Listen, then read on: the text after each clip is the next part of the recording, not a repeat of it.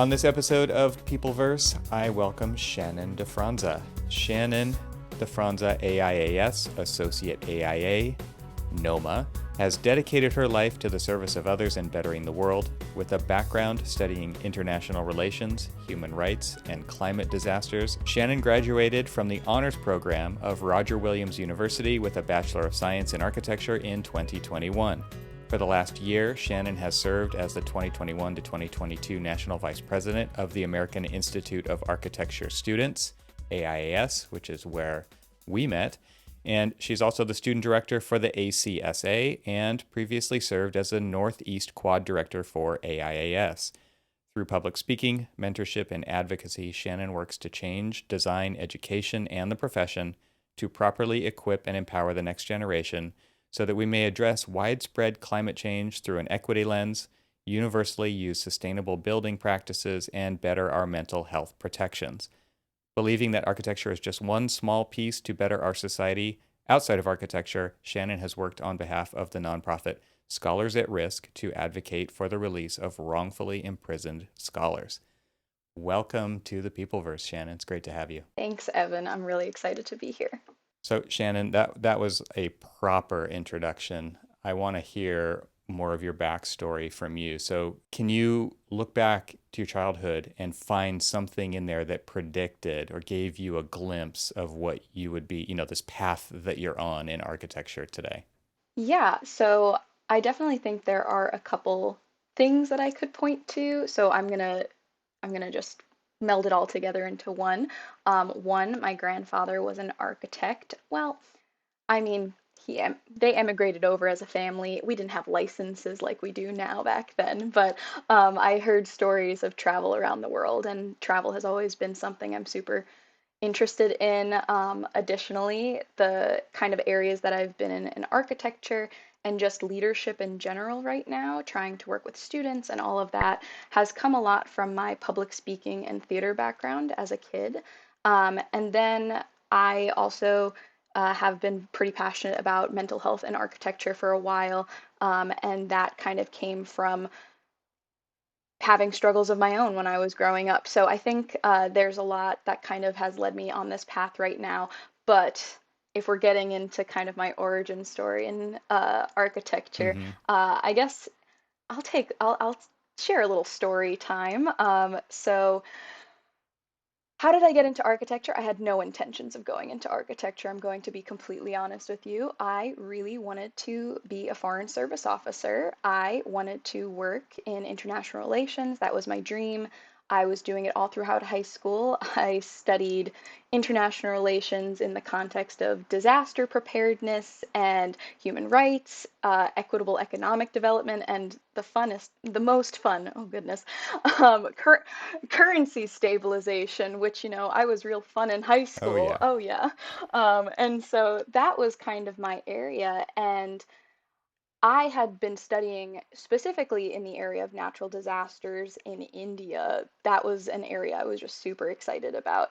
And I remember coming across an article about them test them being a group of engineers or architects or whatever, a group of building science professionals testing out structures against disasters, and I thought that's really cool. So that kind of stuck with me, Mm. but I was still very set on this kind of path. So I was telling one of my mentors, one of my math teachers, what my plan was, and I quote, "That's stupid," was the response. "You should do something in STEM." Wow.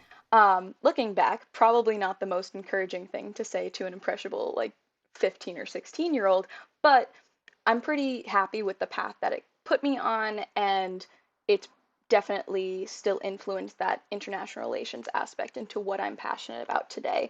So I decided to take a summer course in architecture. You know what? It's something I was interested in. Let's just give it a chance. And I was sold. I did an architecture program in Manhattan. I'm from New York. So I'd take the train in every day. I felt like a little adult. And I was like, this is the best thing I've ever done. So that's what kind of started everything off. And then I got into the Roger Williams University program, studied there, and then I found the American Institute of Architecture students. And I'll say in education, that first couple years, I was like, where is this natural disaster work that I found? Where is it? Because it's not there. I'm learning how to make lines and shapes and follies and all of that. So I Mm. joined the AIS and I found a bunch of people that were passionate about the same things I am about climate and preparedness and resiliency and response and all of that. So, yeah, that's kind of how I got into it. And ever since, I've maybe found like fallen in and out of love with architecture, but the biggest part for me now has been I've gotten involved in leadership and I'm trying to stay involved in leadership. I think it's really important for students and just the youth in architecture professions and the building professions to stay in leadership roles once they're in them. So that way we can share the perspectives that we're trying to put across to older generations. Because I think any any issue we have in the industry right now is a multi-generational issue, and we all have to work on that together. Okay, that was a real soapbox. That was fantastic. And because one of the things that I've really felt for a while now is the level of, I don't know what the right word is, but citizenship maybe encompasses it, that I'm seeing in emerging professionals today is unlike what we've seen at, in generalizations or at scale in the past. And so that's something that I'm incredibly excited about because of this, I don't know, let's just call it the trough of disillusionment that I Yeah, think a lot of students see when they enter the profession of, okay, now I'm going to pay my dues in air quotes for the next 30 years, yeah, right? To it what looks to be in, again, there will be a lot of generalities here, but it doesn't look like there's not a lot of glamour to being an architect. The pay isn't very great to being an architect. The timelines are very long, not just for the projects, but for your career to move up. And so that's kind of where that disillusionment comment comes from. And I feel like this is kind of taking back the leadership, as you're yeah. pointing to, about, okay, we've got this situation. What are we going to do about Oh it? yeah. Right. And that to me is really exciting for the profession of architecture. So, something that I'm interested in telling the story of today with you specifically for the audience that we have on this show, which is supply side building manufacturers and design professionals. And we recognize that there's a gap between those Yeah. two that's very big, another trough, as it were. And I as an emerging professional coming into the architectural profession, you come to it with, let's just say, more context than a lot of Yeah. students do. I want to know what your perspective is on the state of the profession. And I think both sides of that audience will be interested to hear that. Oh boy. Just really hitting hard with these questions. I think the biggest thing, let's start here. This is not this is not a conversation about just architecture anymore. I think that the biggest problem that architects and building professionals and product manufacturers, we're all in bubbles. And I know this is the ethos of Peopleverse, and we're trying to fight this. And Tech, Mm. it's been a great time working with you all this year and growing that partnership from with AIS from scratch, basically. But Right. I think there's just such a disconnect through everything right now. I think the biggest thing for me is that there's a disconnect, misalignment, I think was the better word, between education, practice, the world, and time.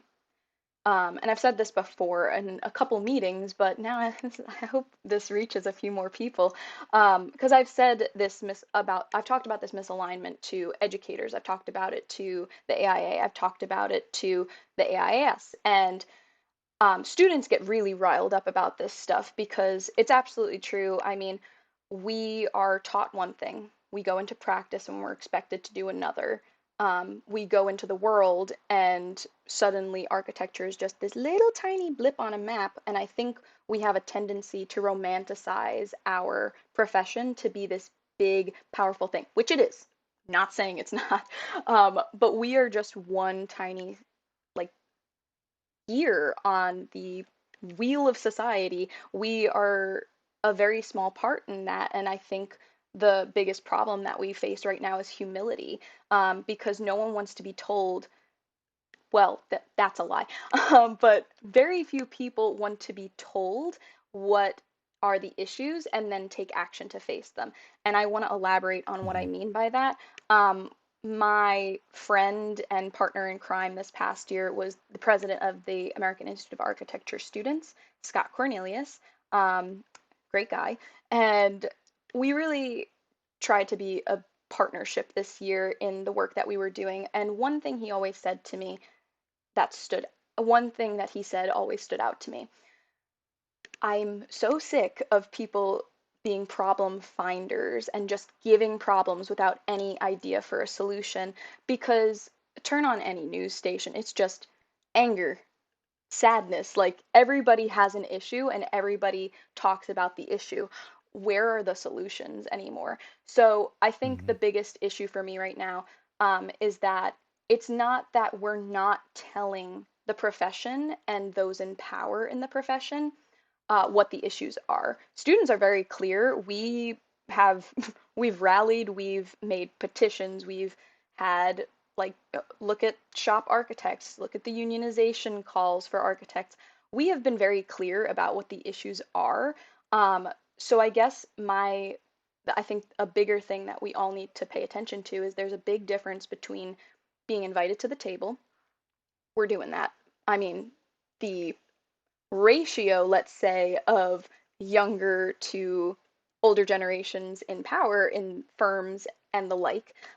Maybe not the ratio I'm looking for, but there's a difference between being invited to the table versus being heard versus being listened to versus being understood and taken seriously. I think that is like the top tier that I really want to work to in my life, not just for me, but Hmm. I mean, I'm 23, I'm 23 years old this year. I know that's young, but for me, it already feels like I have a ticking clock on my life and I am running out of time.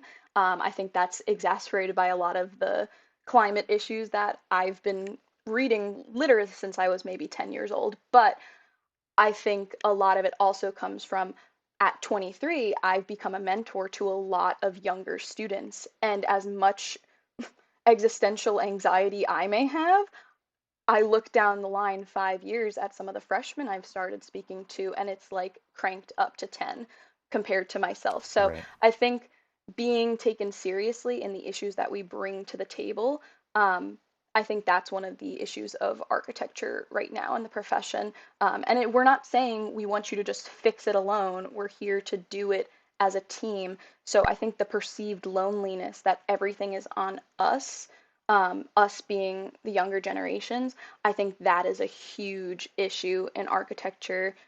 Even if I've met a few architects that are like, yeah, we're in this all together, by and large, that isn't always the conversation I have. It's often just being like, well, we're just getting you ready while using the same exact methods we learned 30 years ago. We're getting you ready to take Right. over. So, There's three different things that come to mind listening to you speak on that, and I think a couple of them are just kind of passing statements, and then one that maybe we could get yeah. into a little bit more. The first two words are Mm, agency. This idea of having more agency at a younger age, the interconnectedness of the generations nowadays coming out of school is exponentially higher than it ever had been before, and I think that that is kind of surprising for the older generations to experience the outcomes of that interconnectedness and the way in which people communicate at all different levels, where before I think that was much more isolated or siloed or in yeah. bubbles, right? That those barriers have broken down. Like communication has been fully democratized, and there's so many ways in which you can do it now that there's just nowhere to hide anymore, Oh, right? When absolutely. it comes to a lot of these ideas and these existing workflows and the way that the cultures Yeah. and things, like it's just it's out in And the open it's, much more so because of the level yeah, of and it's something to communication. be excited about. You have no idea, even if this is a person I have no connection with, but if I'm paired with a mentor through whatever mentorship program I'm a part of, to work with someone who's like 60 years old in the profession, I'm excited to talk to them. I might not agree with everything we're talking about, but to be able to actually have that conversation and again, democratizing the bubbles of communication that we've had in the past, I think it's something that we as the youth speaker here are so excited to talk to people that came before us, because I think one of the worst things that young generations can do, I say in all of my experience, um, is that we ignore those that came before us and the struggles that they have had. I think it's really important to learn your history of what has happened before you, so that way you know where to base things off. But I Mm. derailed. You had one more thing to talk about. Well, the other thing was just this idea of coming into the profession and seeing how it Oh actually yeah. works. So we recently were at the AIA conference in Oh Chicago, my gosh. and I assume that was one of your first big, like, full industry events. Oh yeah. Obviously, you've done AIAS, which is still very much like that's a piece of Oh yeah. architecture profession, but this starts to bridge into other aspects of architecture. There's continuing education, there's the expo show floor, there's keynotes, there's big ideas, there's small ideas, there's a lot of energy. And I'm just wondering what your takeaways were from that, because that is a different thing than the profession, Oh, right? Like absolutely.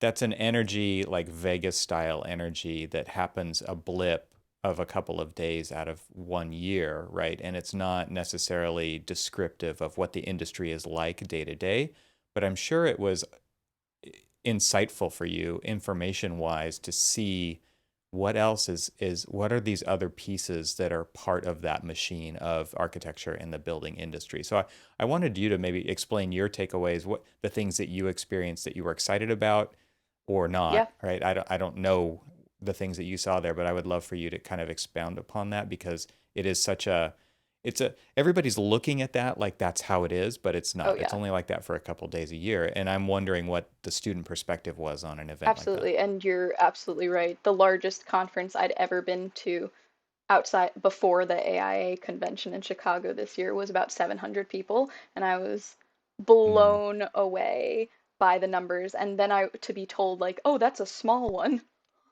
I right. floored. But no, it was absolutely incredible. Honestly, I wish that was what architecture life was like 24/7, Mm, 365 days a hmm. year. Obviously, we'd get almost no work done that way. But for me, as someone who, I mean, I've been doing public speaking since I was about 14, 13 years old, and just to get to talk to people for 4 days straight, like that's my dream job. If I could just talk to people and that's my job, I would be a happy clam. But anyway, um, You should start a podcast, Shannon. oh yeah, I mean, look who I'm talking to. But no, Right. yeah, so that it was really incredible. I mean, the number one thing that stood out to me, I think, to any student that attended, and I know with tech, a lot of AIS students were able to go from the Chicago area. Just the sheer size of that expo was something I was completely unprepared to see. I had no idea what to Mm, expect. The amount of products, the amount of types of products, the amount of people brought to the conference to sell those products and are so passionate about it. Like, I mean, I look at a window and I'm like, ah, a window. Let's put it into the design. But then I walk up to a booth and they're like, this is the best window you are ever going to see in your entire life. Or this is, I mean, it was little things that I had never. I'm not going to drop any names of product here, but what's it called? This is like some of the littlest things that I saw about, oh, well, this decreases heat loss in wood and timber design. I'd never even seen this tiny product before.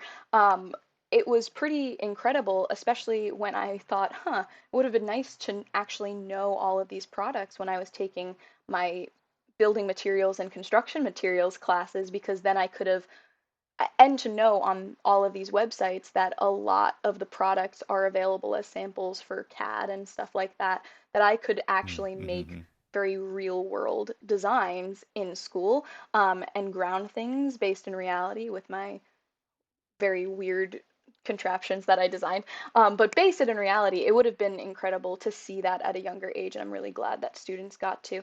I think other takeaways, besides, I wish there were a few more water stations. I'm not gonna lie. Sorry, AIA.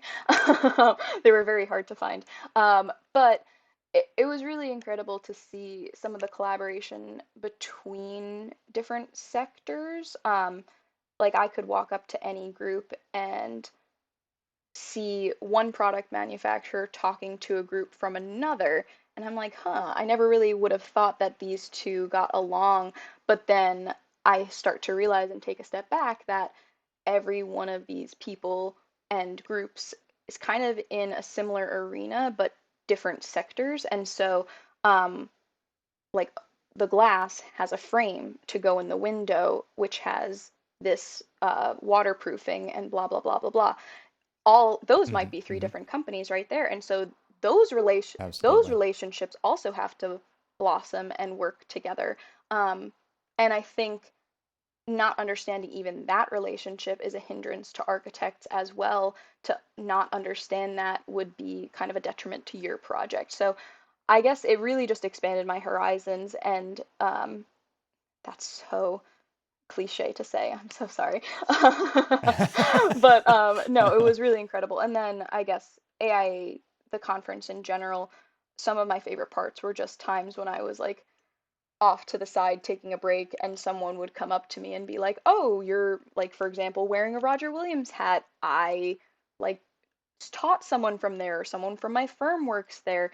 Um, and just having very impromptu connections.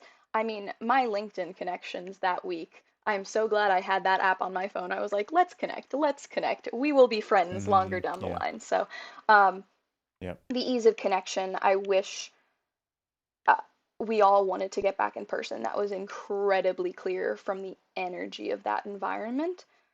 Um, I Mm. wish, though, that some of that energy is taken and still placed into the virtual ways that we connect still. I'm really nervous, honestly, to see how well in person went.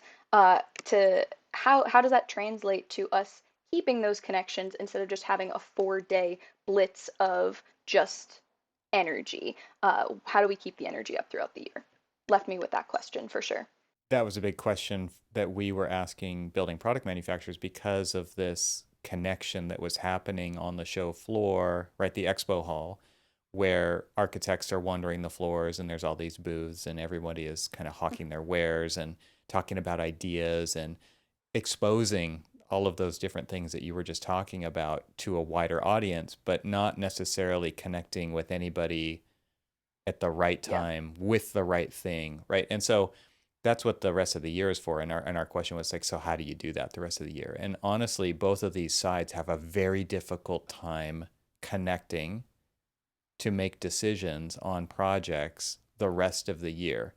This show gave everyone an opportunity to do that connection, which you found so valuable there in person. And so, yeah, how does that work the rest of the year? Obviously, we're trying to solve that at Tech. We are solving that at Tech, but it's a huge scale problem. It's not just like one person's experience. Everybody Oh experiences yeah. this. When you look at the profession from that point of view, one of our big mantras to the AIAS during a presentation at the forum was you are trained to go it alone. As a Oh student yeah. in an architecture program, you're the designer, you're the project manager, you're doing the delivery documents, you're doing the presentation, right? You're doing it all. And school is set up like that for the most part. There is a few group projects. There are very few cross-disciplinary collaboration projects, right? Some schools will do something with structural engineers once in a while, etc. And then licensure kind of reinforces this as well. Licensure is for architects is very much like you're going to run You your to own know it all. practice. We kind of have to solve for that part of the problem, um, rather than doing a very specific role expertise wise in a firm. So it's very much reinforced. Go, you're going to be the lone ranger. You're going to do this alone. Okay.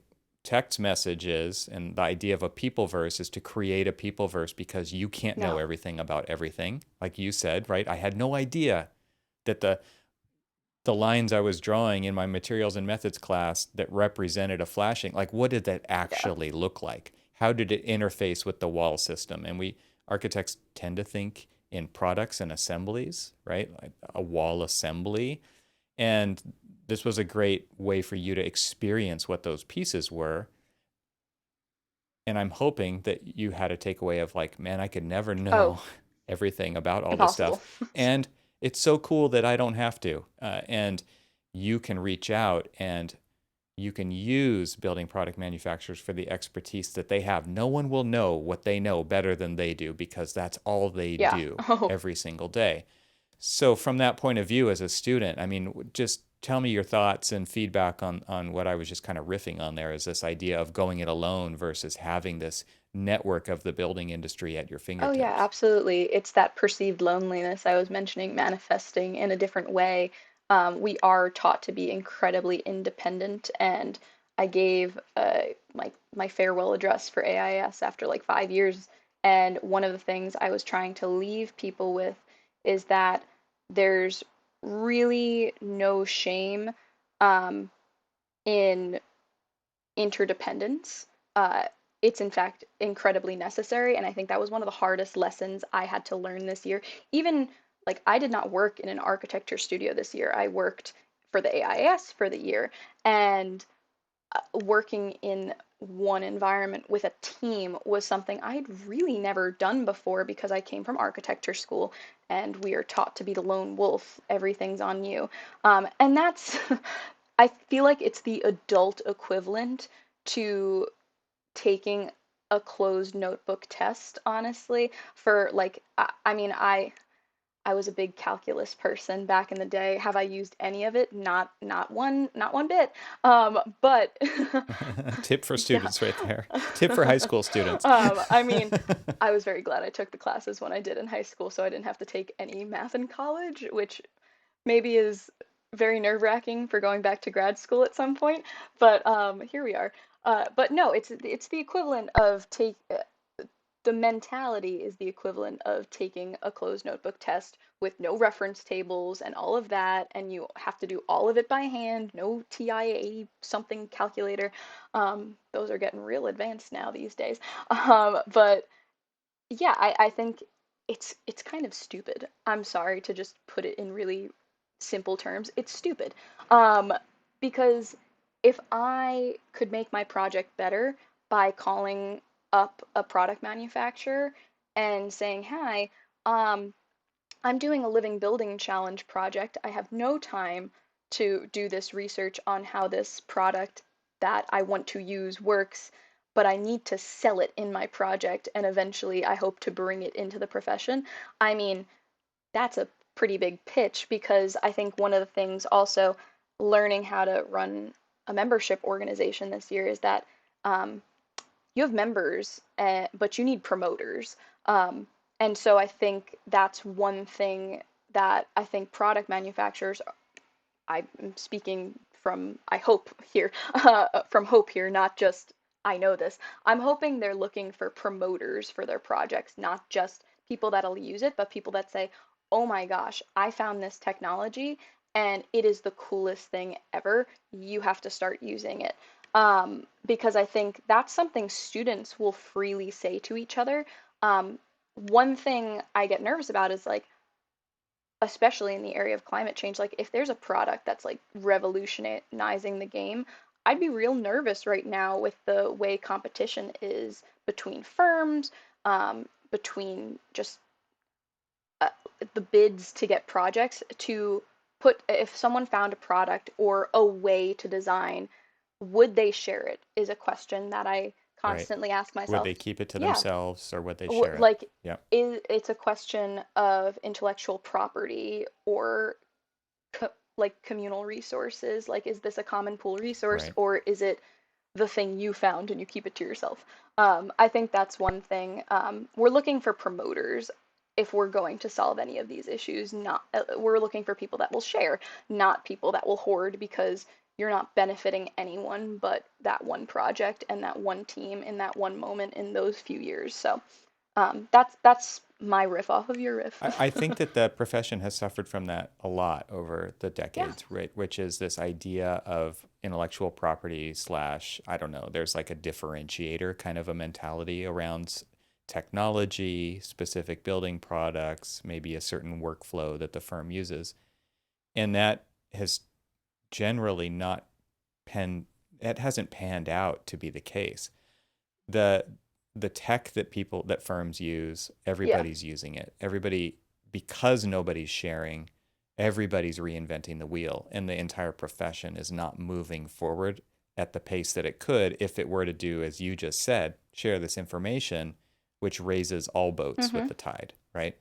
That kind of mentality needs to Oh, go away. absolutely. I absolutely believe in the profession. And so when students have this attitude that you're talking about, that gives me hope, right? That gives me hope that because you are the future leaders of these firms, you're if and if the leadership of the firms doesn't play along with this, you'll go somewhere that does, or you'll start your own thing, you'll band together, and you'll bring those ideas to the profession no matter what, because they're that important. That's my Oh, hope. yeah.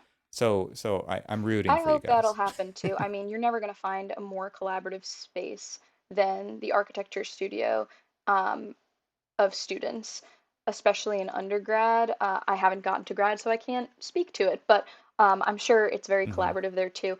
And I would be Hmm. remiss if not to mention that learning and teaching culture because it is a culture that needs to be built between students and professors.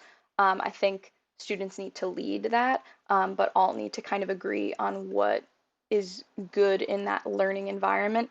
But I remember we had this big just space. It's like a hangar for the Roger Williams School of Architecture, and all 4 years of undergrad were in this one big space. So as a freshman, once I worked up the courage, I could walk down the aisle and be like, "Hey, fourth year person whose name I forget, I really need help, but the other day you were nice to me in the hall. Can you please help me?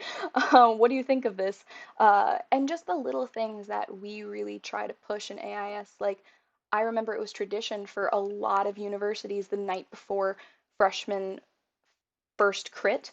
Um, Older students would take the younger students into a room and be like, "Okay, let's talk about your project. We're going to help you learn how to present this." Hmm. And like, yeah, we're all taking time away from our own schedule at like 10 o'clock at night on a Wednesday because they're all presenting on a Thursday. But if we're not taking care of our kids, basically, that's how it feels sometimes. If we're not Right. taking care of them and showing Totally. them what this supportive environment should look like, they're not going to know. And I think that um, collaboration was really evident, and the amount of times that things were thrown against a wall and people. There was a saying about me in like a small studio group I had is just like Shannon designs at us. Shannon designs out loud because if I couldn't go up to my friend and say, "Hey, I just need to like talk through the procession of this entrance with you," like, I'm gonna envision it. You just have to sit there and be like, "I'm along for the ride." You don't have to say anything, but please do if you think of something. Um, I think that is something we don't get anymore, especially online. Um, and I think we're really starved for that. So some of my favorite work comes from my sophomore year, which I could never have predicted, and especially now applying for jobs in DC, I look at my portfolio and I'm like, wow, the thoughts and ideas and the amount of iterations for my second year project, some of them are even more intense than my final year because it was all online. And so I'd go through studio. It felt like almost alone. Thank goodness I had like a couple really close friends that we'd throw some of our work Hmm. against each other, but it's not the same of just having everything on your computer. I couldn't just go up to their desk and be like, "Hey, what'd you print out today? What did you draw today? Like I need a break from my own work, so let me come and talk to you." Um, I am Yeah. so nervous of that going away. I'm all for flexibility, but I think there's something to be said about just dedicated time to just talk with your studio mates, whether in the firm or in school, because that's where you're going to test and push boundaries.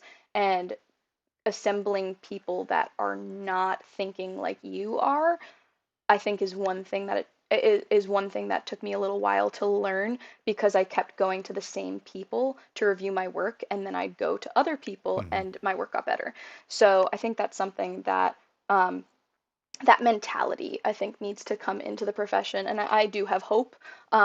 I just the one of the things that I try to talk to students about now is like, how do you fight cynicism when it reaches your heart? Like, that is a question I Mm, struggle with daily because you are bombarded with all of this stuff. Um, but trying to keep up that hope is something that I hope we're not out of time by the time that we all do hmm come in and bring this mentality in. I hope that I hope that those in the profession want it now and aren't afraid to say it and aren't afraid to embrace change because there's no way out of the holes that we're in without multiple people holding the shovels. That was a really weird analogy, but I made it up on the spot. Well, I mean, it's the idea of this being has been around for a long time, Mhm. right? Which is the tools, the processes, the that we've used to get here are not going to get us Yeah. there, right? They're different tools, they're different processes. And so I one thing that you mentioned earlier about, feeling like if it reminds me of being a parent, like a dad, right? And how there's this some kind of weird paradigm that's infiltrated the profession of architecture where the mentors don't have this kind of parental idea about the mentees. They see them as competition, Mm. not as kids who are going to take their place. And it's not everywhere. There are people who show the kind of character that I'm talking about all the Oh time, yeah. but I don't think it's prevalent. And so I've always taken the perspective that, like, man, I want these people to be I want successful. everyone under my I want to wing. give Like, them every shortcut that I can possibly give them based on my experience to absolutely. leapfrog where I've gotten, because that's what I owe the future of this profession. And then there's this other kind of weird thing going on where it's like, no, you're going to replace me and I'm going to do everything I can to fight that. So I'm not going to give you the shortcuts. And that is a huge problem. Time is time. Like, you're not going to always be in the profession. So to hold on like that, I think is an issue of pride and also of empathy. Like, think about how we are feeling. All we want to do is learn from you. And if you feel that you can't learn from us, I just think you're in the wrong profession. Sorry. I'm going to say it Mm-hmm. very plainly. Mm-hmm. If you don't feel like you can learn from every single person Right. around you, um, then you should not be in architecture. Then that's the end of it. Mm-hmm. And I really get angry with the entire mentality that, oh, well, I suffered, so you need to pay your dues. You have to. Where is the Right. idea? Uh, think about if we're going to romanticize for a second, think about romanticizing the world. Like, people throughout history have tried to leave things better than they found it for the generations that come after you. Where is that? I Mm-hmm. mean, I hope if like if like parents, I know my parents talk about that all the time of just like, I want what's better for you than I had, which is an incredible amount of pressure. But I mean, that's what kind of makes the world go round, is just you need to leave things better than you found it. And so empathy is where I think all design, where all connections, where all communication really needs to stem from if we're going to make any progress moving forward. I think we've given a couple, the two audiences of this show some real meat to chew Yeah. on here. This, sorry, vegetarians out there, but the idea of the complicated nature of the curriculum, the transition into the Mm. profession is real, and I don't think it's very transparent to a lot of Oh, people outside of the profession, absolutely. And right? I speak from kind of experience of like, I'm looking for a new job, and every single day I'm faced with feeling like I'm inadequate to do this job. So I'm going to take my own time to go on LinkedIn Learning and try and learn some new skills. Maybe I can bring something to your table and be like, please accept my offer. Mm-hmm. When Right. I then talk to some professors and they say, oh, well, I didn't even have to know Revit. I just went in and our whole firm was learning it at the time. So you shouldn't have to know it going in. And then I go into any job and they're like, so Revit? So that's Right. definitely Right. something. Yeah, but back to you. I keep Yeah. cutting in. Well, what I'm I'm thinking from the manufacturer's perspective of what they think when they see a student. And what was your experience? Like just kind of going back to the expo hall, how did they receive a student's perspective when you walked into their booth? First things first, there were some booths that were, I think there were two experiences. I'm going to go for the first one was the booths that had a lot of people paying attention to them. Um, and the booths that were mobbed by people saying like, "Oh, let's chat."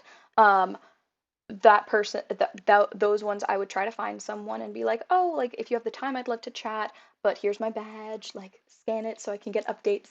Um, so that was like, okay, this is a trendsetter here. But those conversations usually started with like, "Oh, who are you?" And then I'd explain like, "I'm from a student group." And they're like, "Oh," because they said, "Oh, that's so interesting." I think that kind of caught them off guard, honestly, for a lot of the conversations being like, "I don't really know how I fit into that." And I think that was really cool to experience is like, I kind of have a new, it was like a bright, shiny new object I was offering, being like, "Hi, I have an audience, and I think you should talk to them." Because I definitely cherry picked my way around that list, saying, like, students are interested in this. This group, I'm sorry, this product is not aligned with what students want right now. It's not green, it's not Hmm. this, it's not whatever. Um, Probably all necessary at the current moment, but some things need to start getting sunsetted, and I'm sorry to say that, but it's the truth. Hmm. Um, most of the conversations started with just who are you? Then we get into I would like to share what you are doing with these students. They're like, how do we do that? Was pretty much the number one Hmm. Hmm. question that I was asked. And besides platforms like this, um, I talked to them about like, well, why don't we do webinars that stream forever as evergreen content to all of our members?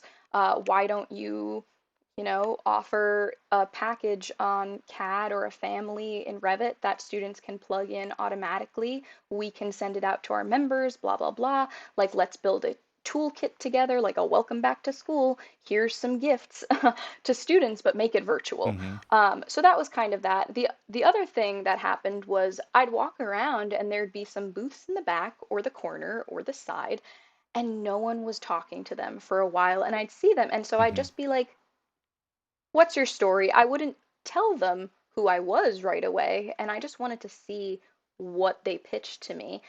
So I tried to approach it from a couple different angles. And that's some of those conversations ended up being the best. And I'm really glad that I stopped by the booths that had very few people attending them. It's because they had a product that seemingly was unknown that I almost guaranteed had never heard of in school. There were some systems I had heard of in school, but I had never heard of before. And talking to some of the other students, that they felt the same. Yeah, there's definitely multiple categories of kind of awareness out there, and there's like the usual Yeah. suspects, the big names, the big brands that have a lot of marketing dollars to Ooh. spend in a lot of different places. We're seeing that happen on social media even now, right? Where there will be a company show up in your feed because they're figuring out who's who on the ad placement side of things. And then there's these other companies who make innovative products who don't have Yeah. those giant marketing budgets, but they're not messing Oh around. no. Like they're making stuff that is seriously changing the game.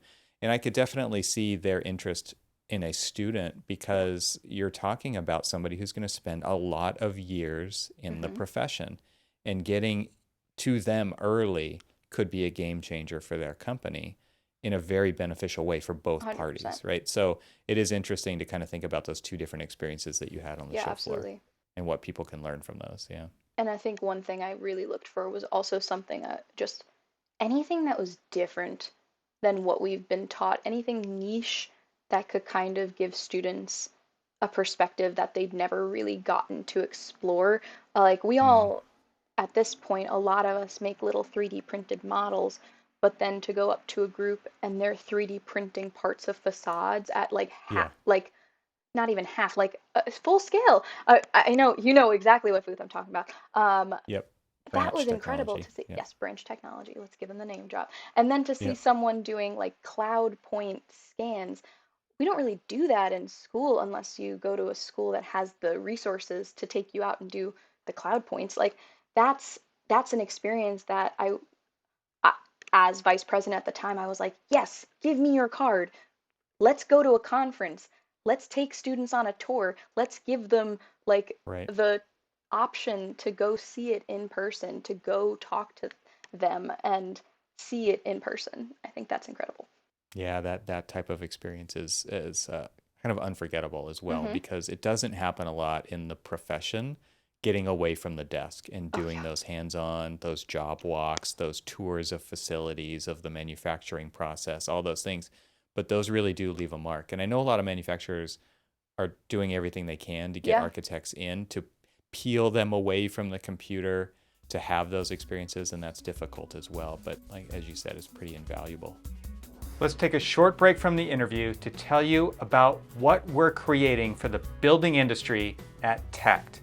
And that is something we call the shortest path from keywords to contact. Why? Because architects are either specifying the same products over and over again on projects or spending countless hours searching what I call the black hole of Google because it wasn't made for us, the building industry. And if you're thinking, this is probably just some other product directory, it's not. This is a platform where people find people. TECT provides design professionals with direct access to building product experts, the people behind the products. It's where they can get the help they need from real people with real answers on their terms. Architects like me want an easier way to find expert help, save time, and ultimately get design intent realized without getting on mailing lists and getting inundated with cold calls. If you like what we're doing here on the Peopleverse podcast, I know that you'll find value on TECT as well. I believe in it so much that I left working at a firm to help the entire profession here. So do me a favor and go to tech.com to learn more and add your name to the list to join our upcoming launch by clicking one of the orange buttons on the page. Again, that's tech.com and just look for an orange button to join the launch. We're building the platform where people come first. Thank you for listening. Now let's get back to the interview. So, as AIAS Vice President, what was your best experience if you have one or two that you could share? Oh my goodness. I should have expected this question. I've had about a month out from the job, and I'm now getting to see my successors kind of like come into their own, and the office is really looking to boost what we did all of last year. I think, okay, let's think. The number one experience I can say right now, highlight of the year, was our grassroots conference. So July 28th to July 30th, and then we had a goodbye thing for some of the board members on the 31st. So literally the last 4 days of my term and job and contract, the whole shebang. Um, I was running a 4-day conference that I, with the team, envisioned most of the programming for, most of the speakers for.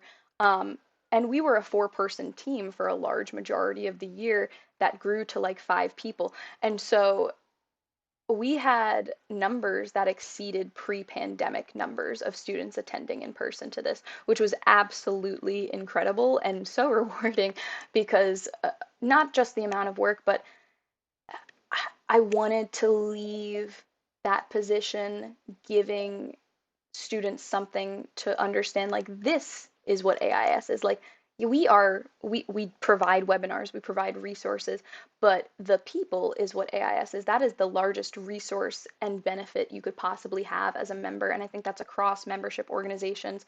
But I am so damn proud of what we pulled off for a conference of over 300, and then you add in the speakers and you add in the sponsors that attended, and I coordinated like a career expo myself. And so our team of fluctuating 4 to 6 people all year put on a conference across the city.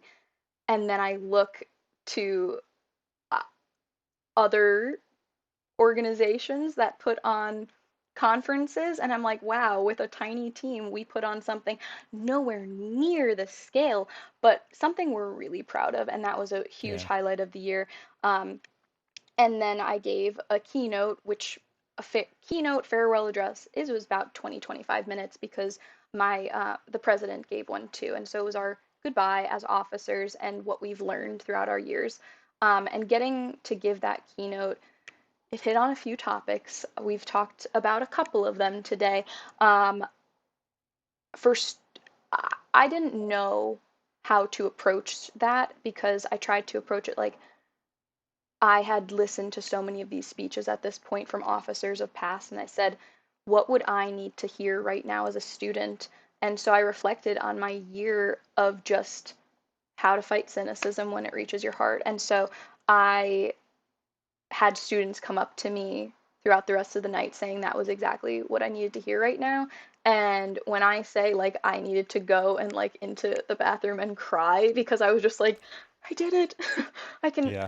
I can sleep now. I think I slept for about 17 hours after that weekend. But that was an incredible moment to see all of the students together, get our large picture in front of the AIA building. Just really incredible. It's an incredible feeling.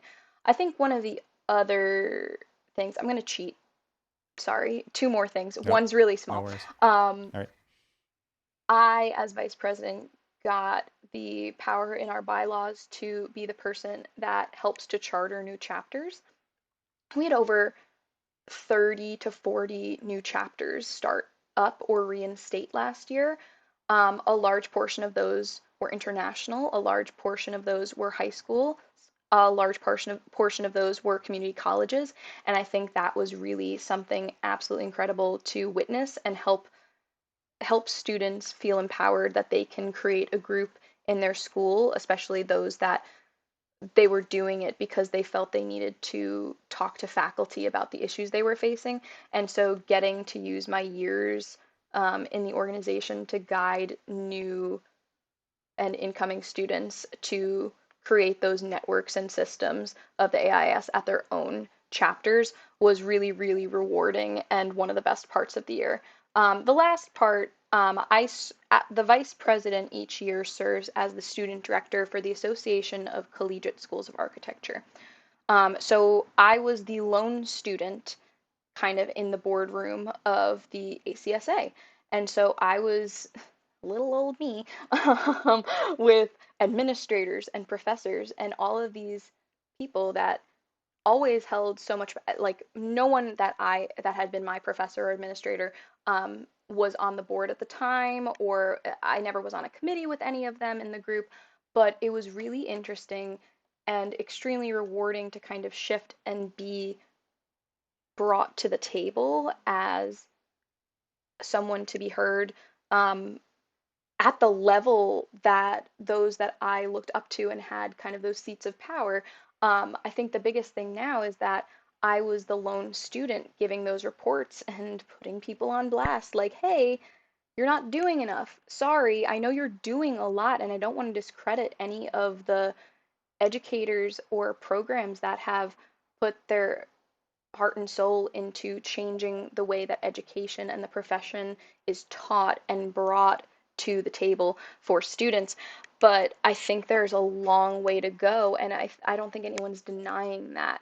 So I think one of the biggest things, I got to go to Los Angeles, which I have thoughts on Los Angeles as a city in general, but getting to go and work with professors and administrators to we talked about housing issues, especially in LA. Oh my gosh, to see that and experience different works there. One of the best parts of the year to get that hands-on experience and then working on committees for better tracks to higher ed for community college students and more equitable access for different groups. It's just that was one of the best experiences this year because the whole reason I ran was to give back to students. And I think it was a way to explore doing that in a new arena at a level that maybe will reach beyond the bubble of students. I wanted to reach beyond and let people know like what you're doing is not okay, or you may be on the right track, but you're not doing enough, especially in the area of climate. Like the fact that I like as a student, myself and others don't feel comfortable designing a green building when we graduate. Like a lot of us, some of us do, and I definitely took a sustainability minor, but I question if I didn't take that minor, like would I be as a mainstream major? Um, and I think there are just certain things across the board now that need to be taught, and it's all great to specialize. I think there are generalists, there are specialists. Even if you're a generalist, you are a specialist in something. I think that's just a universal truth in my personal opinion. But getting to talk to all of those professors and on the board and bring that student perspective to a higher level, I think that was one of the best parts of my year because it really felt like service and giving back. Just want more people to be brought to the table now. Sounds like the themes that I'm hearing are about connecting with people, right? Hmm. People, Hmm. breaking down these barriers. Sounds like you're already a leader in the Peopleverse side of things. Like this is what it's all about. It really is. And there's all, tech is a means to the end. Yeah, The there's there's that part of it that it's definitely a part of the process, but it's not why we do what we do, and it's not who does what we do. And so I'm really happy to see the work that you're doing and the emphasis you're putting on bringing people together and solving these problems together. That's a huge deal, and I hope more people are inspired by that and follow in the footsteps of that, no matter where they are in the profession.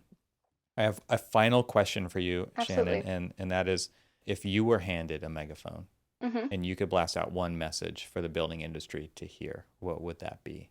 So I would say my megaphone message to the building industry and all that goes with it is that change is coming and it's inevitable. And so you either need to get on board or get out. Um, Not that you're getting out, but you're going to be passed by. Um, and I know that we're seeing the youth here are seen kind of as agents of a lot of that change. Um, Biggest thing, we don't want to do it alone. And two, we feel the change just as much as you do. I mean, I look at people like a couple, literally 2 years younger than me, and I see them using technology that I feel completely blindsided by. So, as much as the building profession may feel caught off guard by what we're saying and asking for and calling for, we feel it too. And so, it's something, again, like coming from a place of empathy. If we can do it, we want you to do it. A little bit of we're all in this together, and um, the only way out of a lot of the issues that we've created as a society, as a people, as the human race, um, is not alone. We can't do this alone. So get on board with change. Find one part that you feel really passionate about. You can't do it all, and stick with it and don't be afraid to ask for help in that change, especially if you are struggling with that change. Because as much as I loved learning from my professors and mentors, I think it was the absolute best feeling when they turned around and like asked me a question and valued my insight. Just that one little interaction like could change the course of my day, my week, my time at a firm, at my university because I just felt valued. So it doesn't have to be something monumentous. I mean, there are a lot of monumental changes that we want um, as as the youth, um, but it can be small things. Yeah. Just asking for help on some of those change pieces. So, You alluded to this concept earlier, which is urgency, right? And I oh think that's a yes. big driver of actual change that a lot of Hmm. people are shying away from, right? Because it's somebody else's problem. It's not my problem. It's easy to say that, right? But this idea of you saying earlier in the conversation that you already felt like your time is limited, right? Your Oh yeah, career, and that idea of urgency is actually imperative for change to happen. absolutely. Something I said a few weeks ago to someone, and I was like, wow, that's actually really true. I'm going to write that down. I feel like simultaneously like 5, 10, 20, 50. like 70 and like 100. Like I feel all of these ages at once. And yeah, I haven't experienced any of those ages, but just the way that I have always been told, like, things are urgent. And I think urgency is absolutely necessary to get shit that we need to get done. I think we absolutely need to get things done, and urgency is the only way for people to Yeah. buy in. Um, if you're not at least a little fearful of the positions we're in certain areas of the society, um, wake up. But yeah, I think the time does not align with the current trajectories we're on between education, the profession, the world, and just what's happening in the world. Like, I think everyone's on a different timeline. And so, how do you get a cohesive urgency when no one's coming from the Alignment. same, yeah, alignment when someone's coming from a different perspective than you? I want to share one quick story that I've Hmm. I've shared on other podcasts of mine, but you were speaking a minute ago about either, help out or get out of the way kind of an idea, and for your megaphone message. And a story that I'll share was I was working for Apple, and a manager of mine said, you can do whatever you want. You have dreams, goals, visions. You can do whatever you want. You need to tell me what that is, and then I will help you remove the red tape and I will get out of the way. And so to me, it's both of those things. It's help out and get out of the way, right? Because that enables you, that gives you the agency that we talked about earlier to see through your vision and the process that you're going to create to do that. That was so impactful to me as a young professional of what true leadership actually is. It does take that involvement. It takes that advocacy from the people who have been there and done that and Hmm. experienced the experiences. They have the knowledge, they have the wisdom, right? And then they use that to clear the path for you so that you can take it to new places. And that to me, I wanted to share that story because I felt like it was so impactful to me. I hope it can be impactful for others as well. That's what true leadership is. And when you spot it, use it because Absolutely. not everybody offers that, right? But the ones who do are the ones worth partnering with for sure. Yeah, and I know I said like change is coming, so get on board or get out of the way. I think what I'd prefer is for anyone to come along with us, Mm-hmm. very much speaking in generalizations here. Um, Mm-hmm. I want people to come along. I want people to maybe change their minds and open up their eyes towards a new possibility. I think that's one of the best things you can do. I think the worst thing anyone could do is to be static, to not change ever, to just be stuck where you are.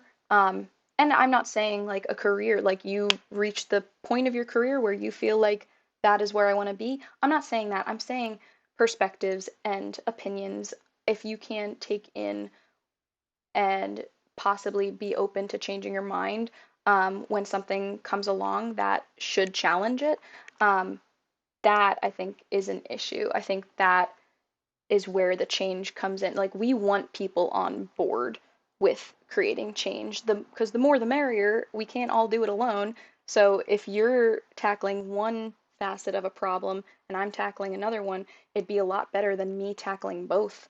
I'd much Mm-hmm. rather people come along. Plus, then I think that goes back to the idea of that isolation that we talked about in the beginning of this whole lone wolf mentality. I think that we're not going to make change with lone wolves. We're going to make Mm-hmm. change with packs. And Yeah. that's I think kind of ties up that idea.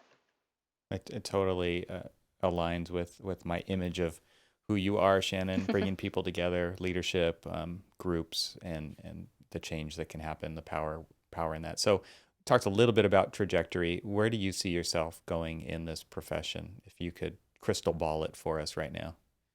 I'll just take it in a complete 180 out of it. Uh, I'm not saying right away. I personally, how do I say this? I absolutely believe there are things I want to do in this profession. I really want to work in green design. I want to go back and get my master's. Let's hope I do that. I mean, every day I feel like I change my mind on certain things like that. But I would really love to go get a dual degree with climate research so that way I can bring some of the things I'm passionate about at a more intense level to the profession, and hopefully, who knows, maybe I'll invent a product that absolutely revolutionizes the world. I don't know. I don't know what's ahead of me, but I think the end goal is to take what I learn and bring it into the public sphere. I think there is a severe lack of architects in policy.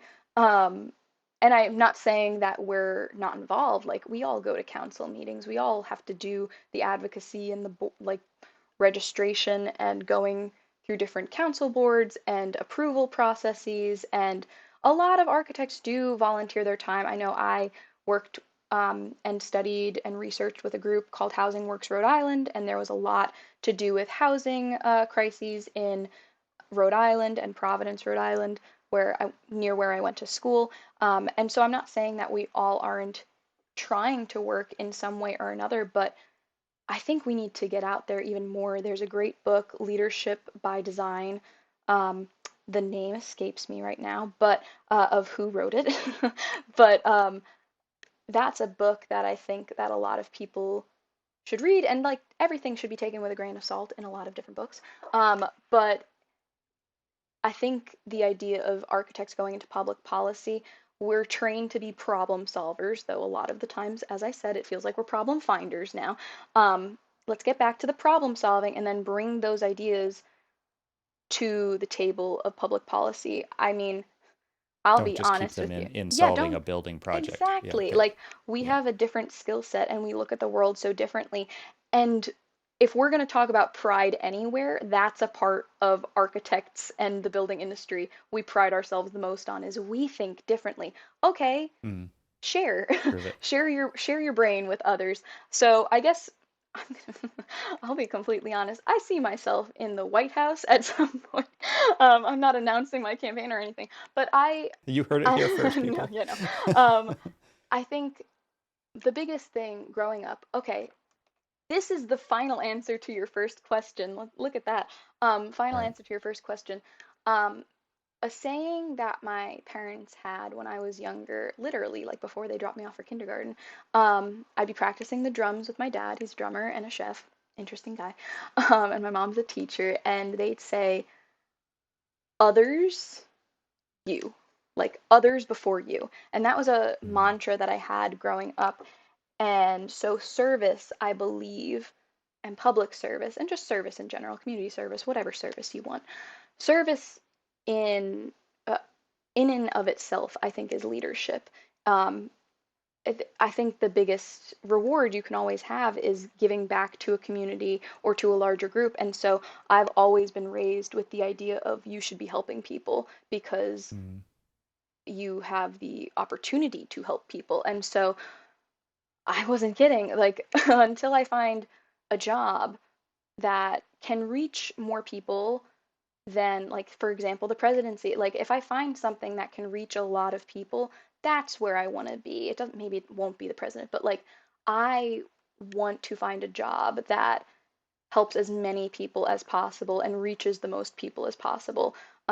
Whether it's to change their mind, I'd really like it for it to be something that's tangible and I have an impact on a lot of people's lives. And I hope I have a lot of people supporting me along the way in that. And I know I do right now, having been in the AIS and seeing all the leaders I like got to know in these past 5, 6 years. There's a lot of students that feel the same as me, is just we want to help as many mhm. people as possible.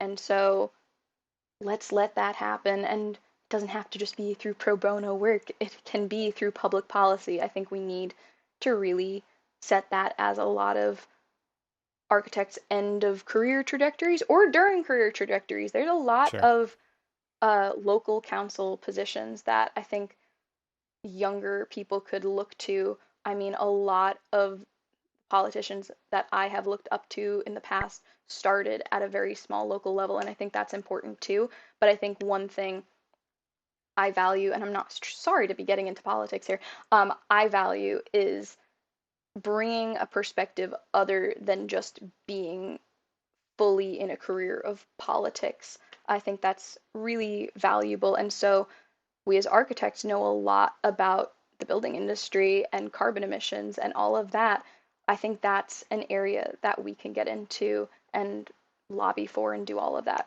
for. So, yeah, and trajectory is public policy, and we'll see what seat that leads to. But yeah. That's fantastic. One of the things that I talk about with my particular trajectory is moving from working in the profession to working on the building industry, like as a much larger, Systems. not just audience, right, but having that impact at that larger scale to bring ideas, to bring consistency to the entire endeavor rather than just the one firm and even just the one project that you're possibly working on. So I'm really looking forward to watching this and hopefully being a part of it with you, because I feel like there's definitely some like purpose there. And I'm excited with everything that you shared. So I'm going to put link to the book that you mentioned in the show notes, and I'm going to put links to finding you online with LinkedIn. Is there anywhere that people can follow along if they want to get more Shannon in their social feeds or anything like that with your ideas, the things that you're sharing, the people you're leading? Yeah, I should really do something to share these types of ideas. I do have an Instagram. Let's grab that for you. It's an architecture Instagram.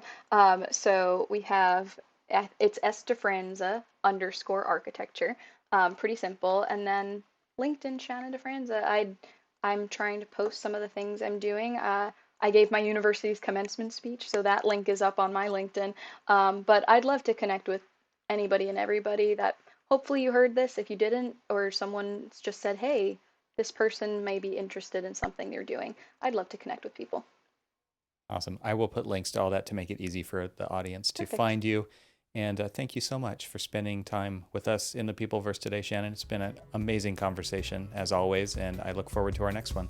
Absolutely, Evan. Thanks so much. Hope to be back one day. Hey, before you go, can you do one thing for me? Hit the like button. It really does help us in the YouTube universe. Watching all the way to the end is probably even more helpful, so thank you for that too. It all adds up and helps more people find the show. These are great ways for you to help spread the word and contribute to the Peopleverse.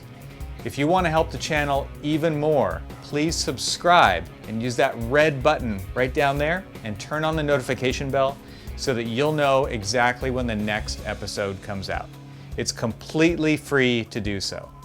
And finally, do you have something to add to this conversation? If you do, leave a comment. I read all of them. I can't wait to share the next conversation with you. So until then, see you soon.